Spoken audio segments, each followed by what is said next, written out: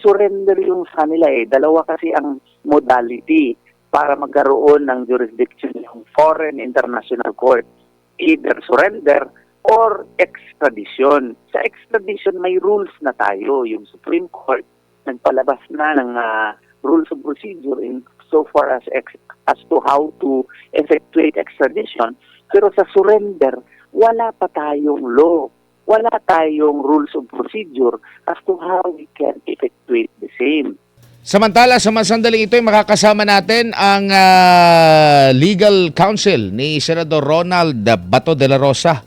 Walang iba kundi si Attorney Israelito Terion. Attorney, maayong gabi, Admar Vilando ng SMNI. Hello, good evening. Maayong gabi po sa tanang paninaw sa SMNI. Opo, mangumusta lang po sana ako, Senador, tuloy. Attorney kay Senador Bato, kamusta na po siya? Parang pangalawang gabi na ata niya dyan sa, sa Senado. Yes, nandito pa kami sa kanyang opisina. Maraming bumibisita po sa kanya ngayon, no? Dito sa Senado.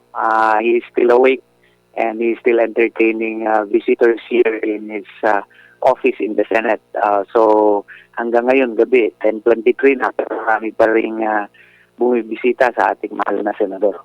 Opo, marami po ang mga nagko-komento, lalo na yung mga kritiko dito po kay Senador Bato de la Rosa, dyan sa bagong liderato ngayon sa Senado na nagkakanong dapat daw isurrender yan kasi may legitimate daw yung arrest warrant. Ano po sa panig ni Senador Bato, ito pong mga ganitong mga komento ng mga kritiko po, Attorney?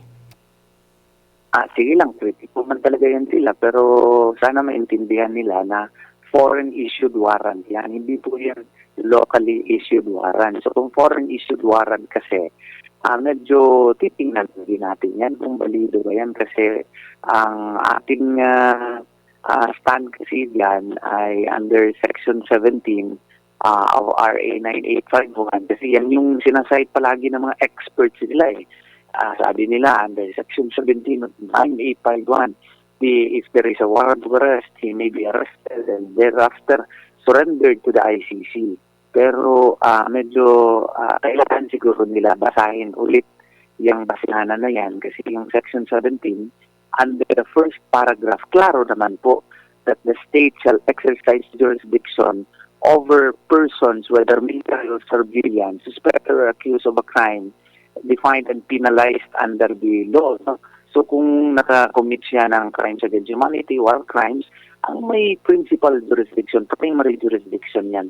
Kasi ang Pilipinas po, exception lamang yung sinasite nila. Yung exception under the second paragraph, in the interest of justice, the relevant Philippine authorities may dispense with the investigation or prosecution of a crime punishable under the Act if another court or tribunal is already conducting the investigation or undertaking the prosecution of such crime. So meaning, exception lamang siya. Pwede, it may, the Philippine Republic may dispense with the investigation or prosecution. So it is not the primary rule. It is only an option on the part of the government. At saka yung surrender aspect kasi niyan, no? Kasi second sentence doon sa second paragraph, nakasaad kasi the authorities may surrender or extradite suspected or accused persons in the Philippines to the appropriate international court, if any, or to another state pursuant to the applicable extradition laws and treaties. Surrender yung sa kanila eh. Dalawa kasi ang modality para magkaroon ng jurisdiction ng foreign international court. Either surrender or extradition. Sa extradition, may rules na tayo. Yung Supreme Court, nagpalabas na ng rules of procedure in so far as to how to effectuate extradition. Pero sa surrender, wala pa tayong law. Wala tayong rules of procedure as to how we can effectuate the same. So kaya nga, if we will relate this with Article 59 of the Rome Statute, kailangan siya dalahin doon sa proper court. Pero ang tanong yan, ano ang magiging title ng petition? Hindi natin alam kasi wala tayong rules. Ano ang saan natin i-file? Sa Regional Trial Court ba? Sa Court of Appeals ba? Sa Supreme Court ba? Hindi rin natin alam. Ano ang magiging procedure na i-adapt? Meron bang pre-trial Meron bang trial proper o summary hearing lang? Wala rin, hindi rin natin alam kasi wala tayong procedure. Yun po ang stand namin. Wala tayong rules of procedure as to surrender. So therefore, maski na po i-insist nila na i-effectuate nila kaagad, i-implement nila kaagad, paano niyo i-implement? Hindi nga natin alam kung anong gagawin ninyo dyan. Hindi naman po pwede na idalahin nila, kalagkarin nila si Senator Bato gaya ng ginawa nila kay Tatay Digong na hindi nila idaan sa korte. All persons, Filipino persons, no, deserve due process. No person shall be deprived of life, liberty, or property without due process of law. So kailangan pakinggan siya, bigyan siya his day in court kasi hindi naman po siya manok, nakusa mo lang dalahin at ihawin. Hindi po yan. Tao po siya, may human rights siya. So therefore, there must be due process. If his liberty or life should be curtailed, dapat there should be a judicial process in a local court. Yun po.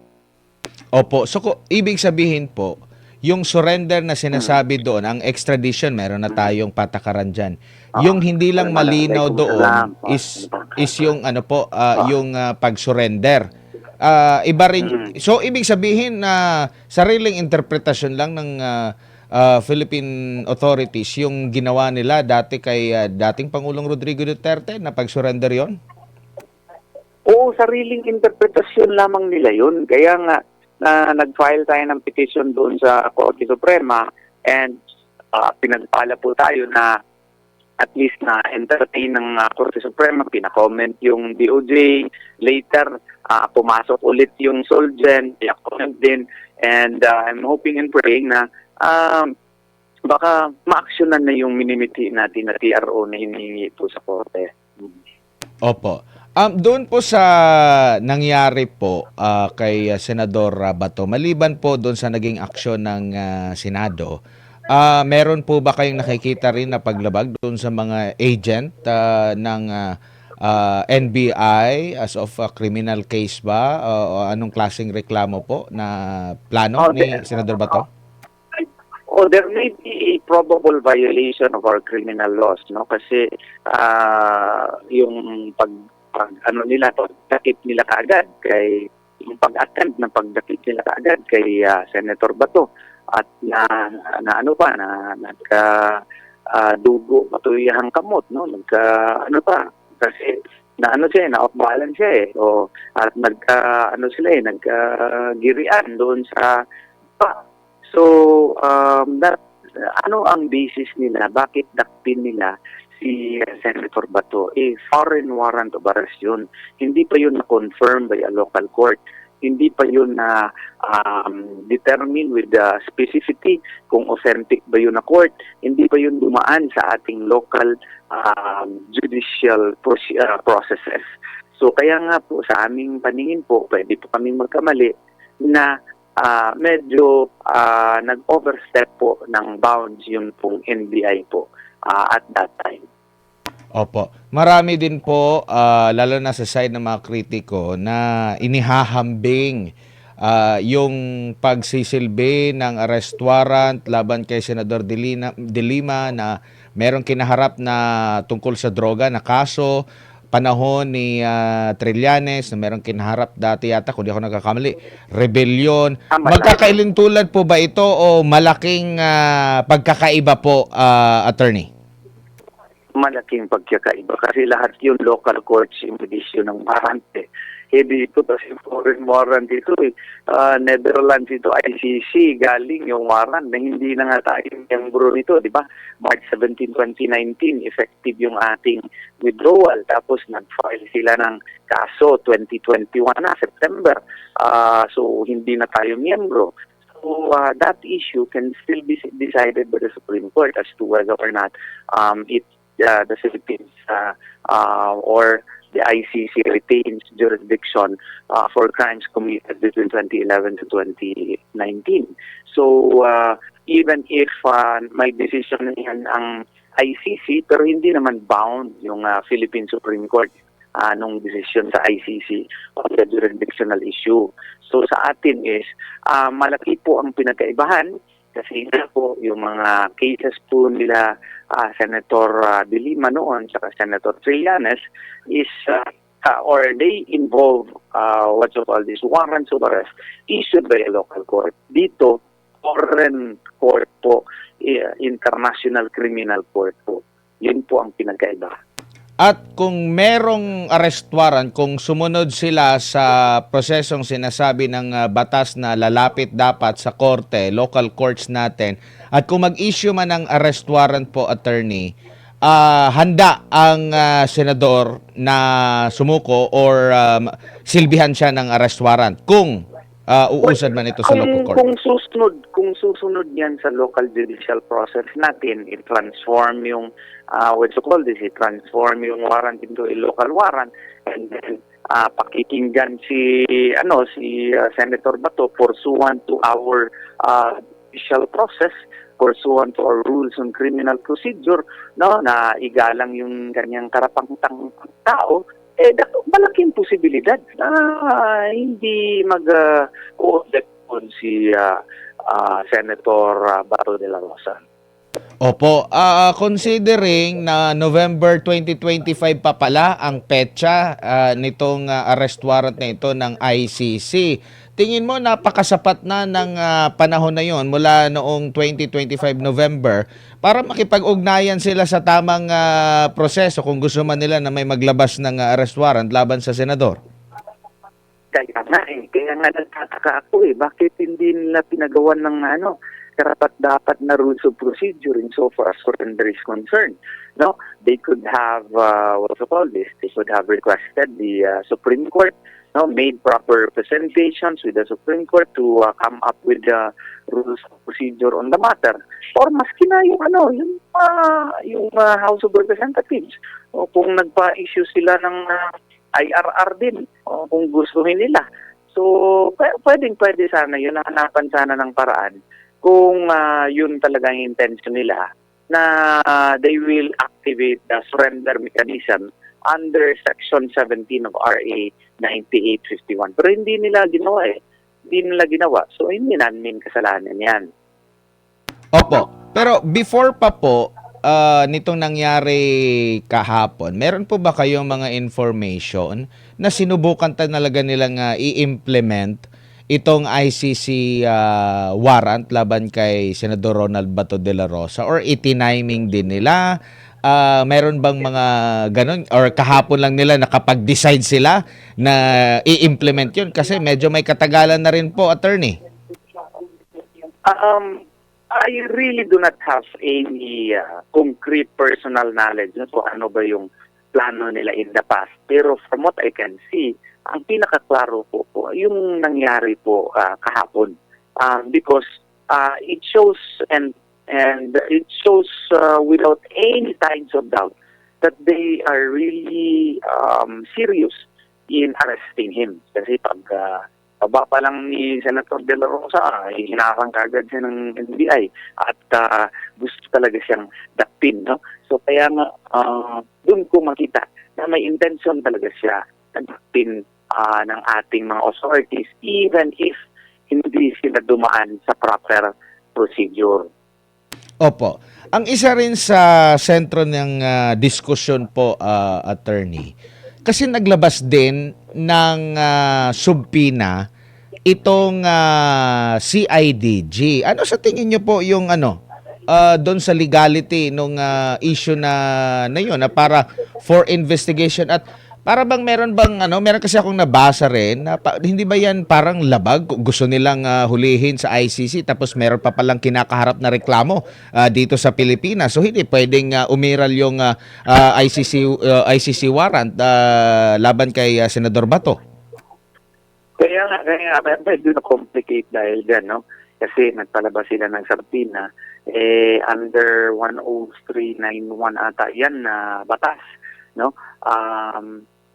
Indeed, the chief PNP or the CIDG chief, no, may be able to or is given the authority to issue subpoenas, no, for the investigation of a crime. pero nung ni-research namin, kailangan pala yun, may existing investigation na.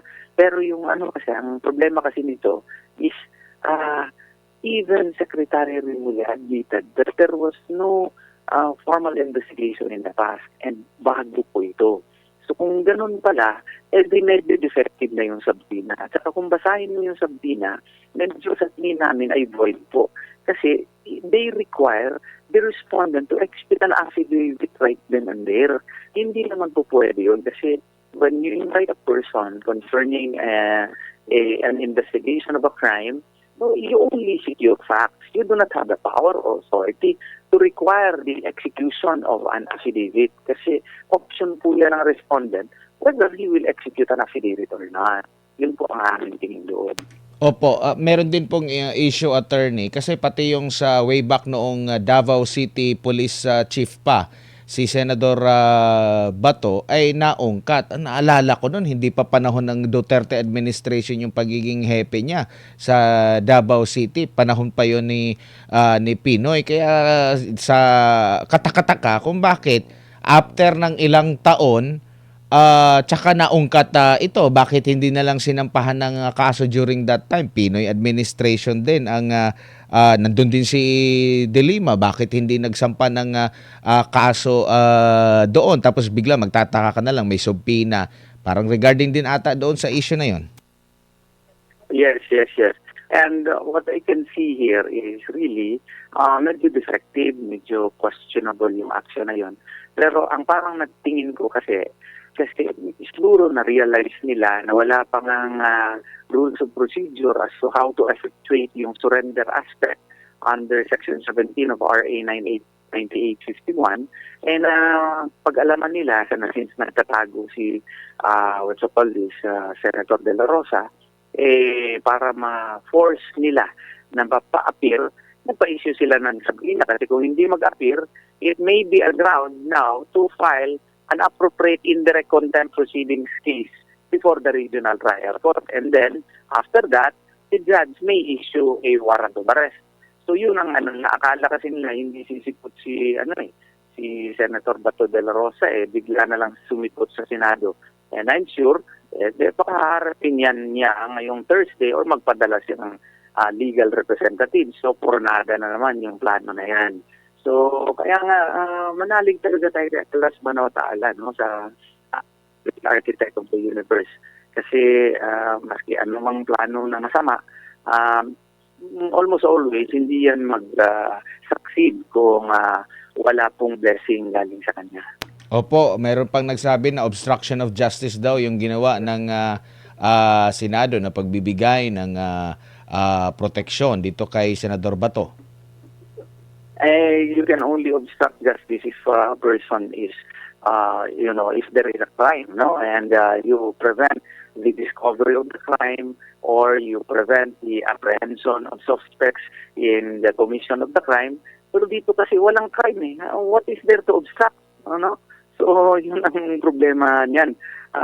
What is there to obstruct when in the first place, the issuance or the warrant of arrest is itself questionable as to whether or not it can be effected here in the Philippines without passing through the judicial process and without compliance with the due process of law na kinakailangan talagang sundin. Kasi dapat pagbigyan mo yung tao na to give his chance also to defend himself, hindi yung pupwede na mag-issue ka lang ng warrant na hindi mo siya bigyan ng chance na makadepensa sa kanya sarili. Opo. At dumaan sa local court natin. Opo, pero sa kabila po nito, attorney, nakikita nyo rin po ba na doon sa pagnanais po ng kampo ni Senador Bato na dumaan sa tamang proseso, nakikita nyo ba na ganun yung kanilang tahak, yung mga local authorities natin? Kasi nakikita ko may mga pulis pa rin po dyan, baka may NBI pa rin dyan sa labas po, at parang ramdam nyo ba na anytime na paglalabas si Senador Bato, huhulihin talaga siya? Parang ganyan talaga ang feeling din namin kasi sa daming pulis dun sa harap, kung hindi mag-take precaution si Senator Bato, sa aming tingin, pwede kami magkamali na baka nakpin nga siya. So, kaya play safe na lang tayo.